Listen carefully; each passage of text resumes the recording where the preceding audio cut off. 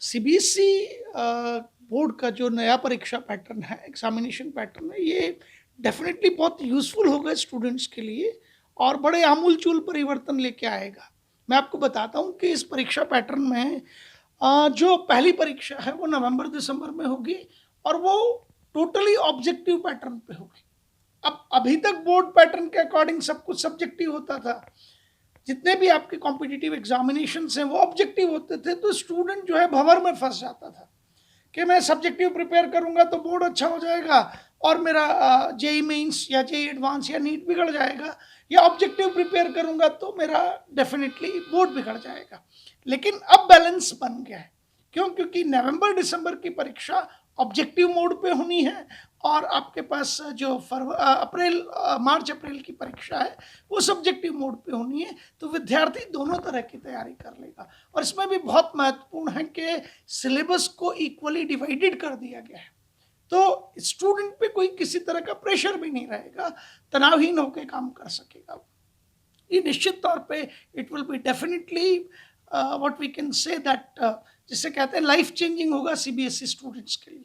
अभी जो अपने कोविड की सिचुएशन के हिसाब से मेरे हिसाब से डिसीजंस लिए गए हैं और इसमें ये भी ध्यान में रखा गया है कि लॉन्ग टर्म में भी डिसीजन जो लिए गए हैं वो बच्चों जो एग्जामिनेशन के लिए तैयारी कर रहे हैं बोर्ड की प्लस साथ ही साथ कॉम्पिटिटिव एग्जामिनेशन को हम नकार नहीं सकते, तो दोनों रूप से उनको फ़ायदा हो। टर्म वन में जैसा कि हम सब लोग जानते हैं एमसीक्यूज रखे गए हैं ताकि जो बच्चे बोर्ड की भी तैयारी कर रहे हैं वो एमसीक्यू से भी रूबरू हो जाएं, क्योंकि हम जो पैटर्न था थोड़ा डिफरेंट था। बोर्ड में पूछा जाता था सब्जेक्टिव लिखने जैसी बात और कॉम्पिटिटिव एग्जामिनेशन में पूछा जाता था एमसीक्यू। तो मेरे हिसाब से गवर्नमेंट ने इस बात पे ध्यान दिया है कि जो बच्चे बोर्ड की भी सिर्फ तैयारी कर रहे हैं वो भी एक बार उस पैटर्न से रूबरू हों जो उनको कॉम्पिटिटिव एग्जामिनेशन में देना है। तो मेरे हिसाब से एक अच्छी पहल है।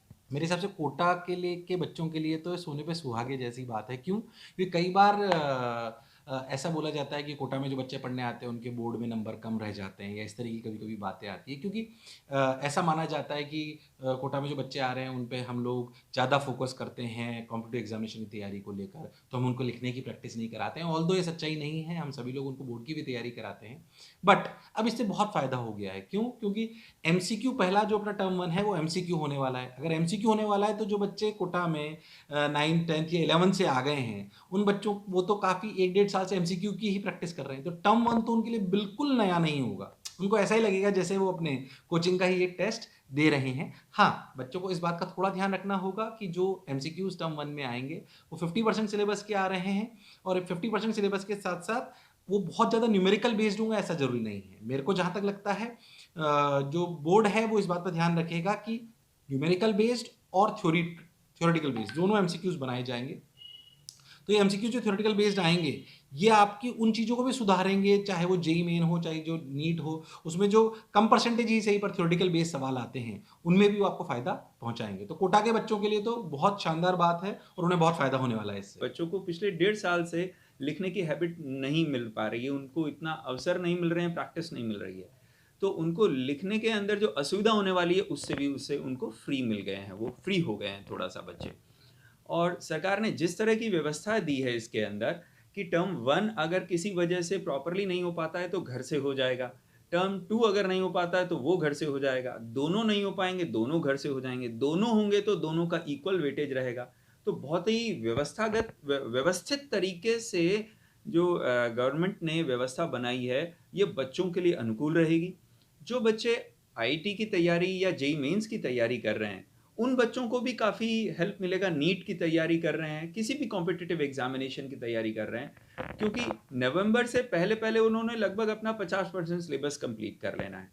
तो और ये जो सिलेबस होता है 12th का बोर्ड का जो सिलेबस होता है वो इन एग्जाम्स में चाहे वो जेईई मेंस हो चाहे नीट हो उसमें भी हेल्प करता है और सभी लोगों को पढ़ना पड़ता है। तो बच्चों को इसमें सुविधा रहेगी कि उनको उस तैयारी में भी हेल्प मिल रही है।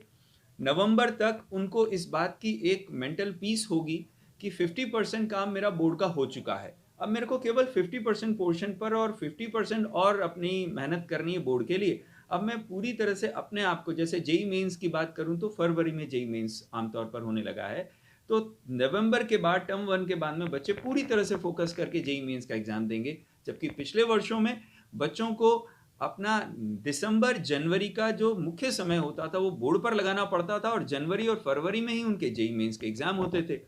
तो इस बार हमें उम्मीद है कि बच्चों को इससे काफ़ी लाभ मिलेगा। बच्चे इन कॉम्पिटिटिव एग्जामिनेशन में भी ऑब्जेक्टिव प्रॉब्लम्स की प्रैक्टिस करते हैं और टर्म 1 के अंदर भी ऑब्जेक्टिव पैटर्न के ही सवाल आने वाले हैं, तो बच्चों को इससे काफ़ी हेल्प मिलेगी कॉम्पिटिटिव एग्जामिनेशंस में।